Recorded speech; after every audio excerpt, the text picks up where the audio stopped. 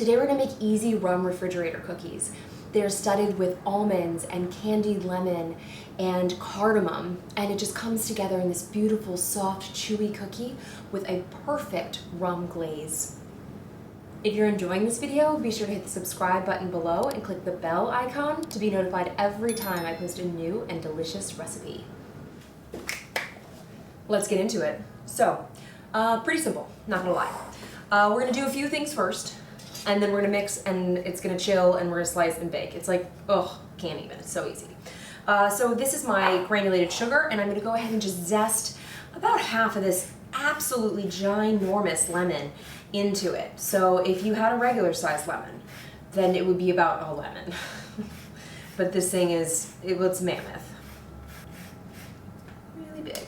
Okay, go ahead and get that in there. And then we're just going to kind of like massage it into our sugar. This is just to release the oils from the lemon zest and really just kind of start that flavor train going.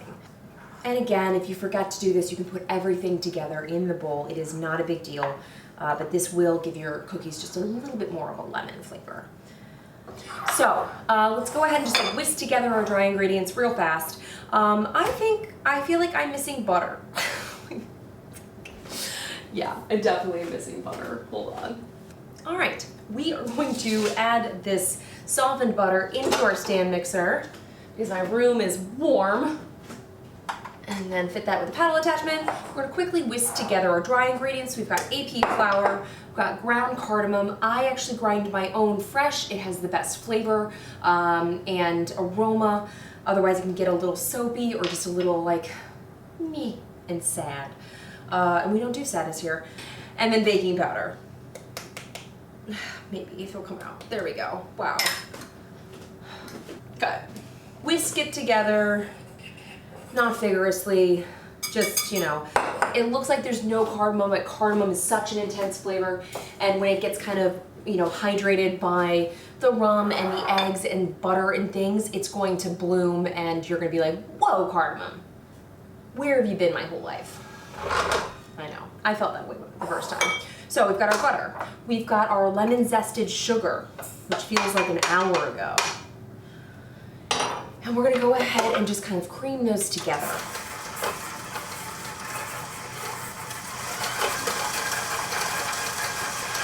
Okay. So our butter has kind of come into a paste. We're gonna let it go just a little bit more, not quite so much as you would for a cake where it kind of spreads out and it's perfectly light and fluffy. We want it like somewhere in between. So you see how it's kind of dispersed? That's our moment. We're gonna add our egg. We're gonna find ourselves a spatula. Yes, we are. Give it just a little scrape.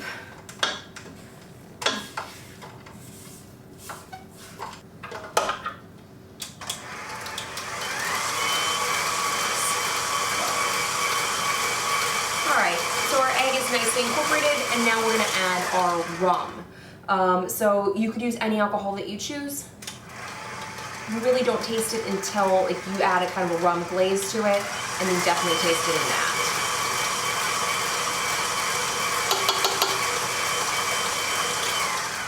It's like a really nice, I love the dark rum with the cardamom and the almonds and the lemon. It all works really nicely together.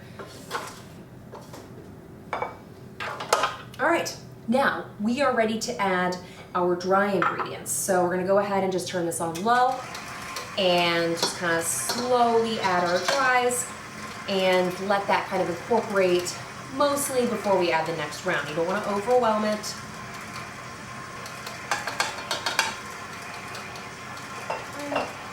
And give it a little scrape before it's finished.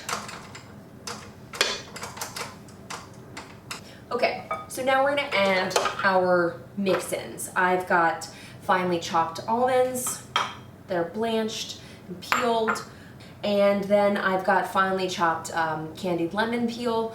You can buy it, or I'll drop a link down below for my recipe that's on the blog. It's really easy and just, oh, divine. Okay, go ahead and mix those in. They seem to want to hang out at the bottom, so I'm just going to do it by hand. Just get a little stir, like a mix, if it, you know, I mean, all my almonds were at the bottom. All right, now we are going to shape this into a log, and then we're going to refrigerate it. Up to 2 hours or overnight. You can make this up to a week ahead of time or even longer, and you can pop it in the freezer. I am going to grab my plastic wrap. Probably gonna have to do a couple, like maybe two logs. It depends on how big you want your cookies to be. It's totally up to you at this moment. This is where you decide the fate of your cookies. I would like medium fat. You're like, what does that mean? I don't know. Like 1.5 inches. Now you're just gonna kind of like use your plastic wrap to kind of get it to be a circle. It is easier to do this once it kind of chills a little bit, because even if you perfectly shape it right now, it's gonna kind of settle where it sits in the fridge. So after about an hour, I'm gonna take it out, I'm gonna give it a nice roll, and then I'm gonna pop it back in. You can give it a roll like when it's in the wrap, but it will just settle on one side when we place it in the fridge, and that's cool. We understand its limitations.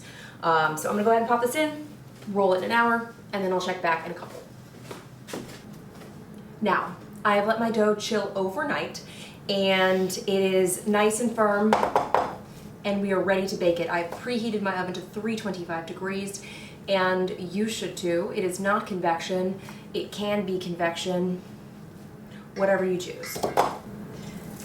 So start with one of your dough cylinders. If you want to keep the other one in the fridge while you do the first one, totally fine. All we're gonna do is just kind of slice.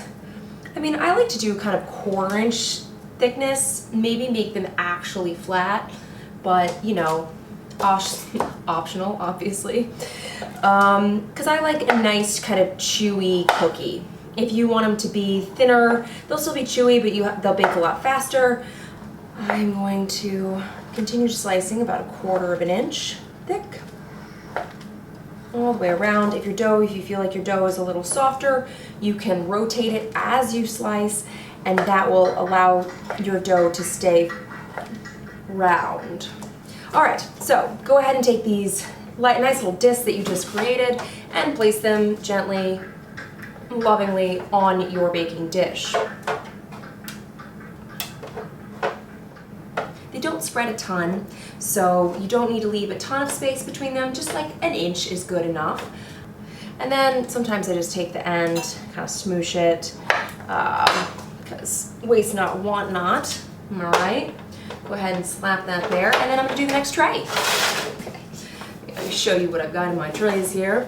We're gonna take these, we're gonna pop them in the oven. 325, as I said, not convection, but it could be.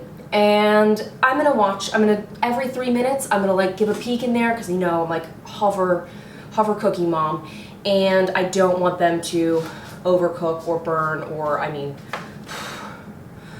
anything could happen in there. So I'm just gonna pop them in and check in 3. And we're out. Now they baked I baked mine about 2 minutes longer than I should have.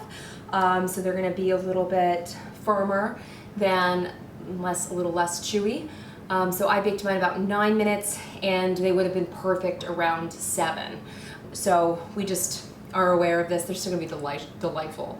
But the next step while these cool is to make a rum glaze. Yes, I know. There are 2 ingredients in this glaze, so brace yourselves for the difficulty. Confectioner sugar and rum. Now obviously the rum is going to be very present in this glaze, so you should pick a rum that you enjoy the taste of. I prefer dark rum, so that's where we're gonna go here.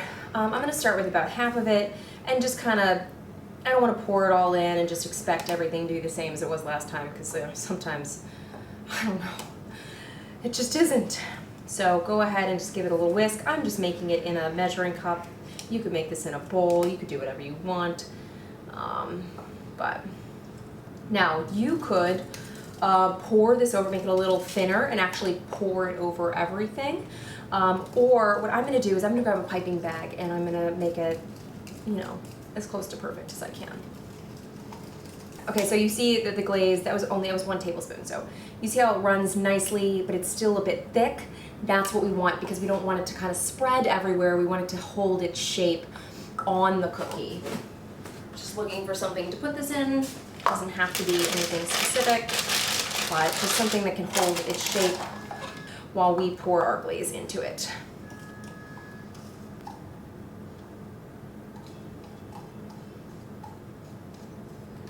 Okay, smell the booze. Ooh, potent. All right, so now we've got our little piping bag. Scooch it down. I'm just gonna tie it like this, even though professionally this would hurt my heart, but today, that's where I'm at. So take your tray, it's real simple. And then start with this very small hole. You can always get bigger, but you cannot get smaller without changing your piping bag. And like, who's got time for that? So I'm gonna start with a very small hole and see what's up. It's extra small. It's almost too small.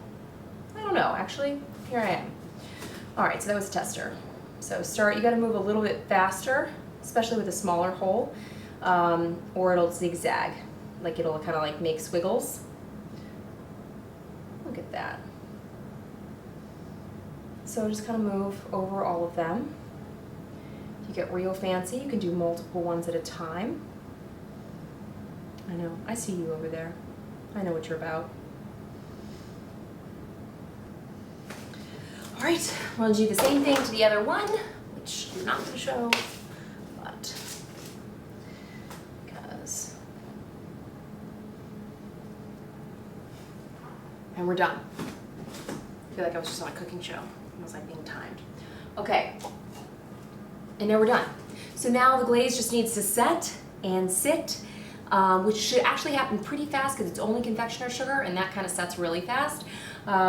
So we're just, we'll give them a nice soft 10 and then we'll dig in. Guess what? It's time to try. It has been a soft 10, very soft 10.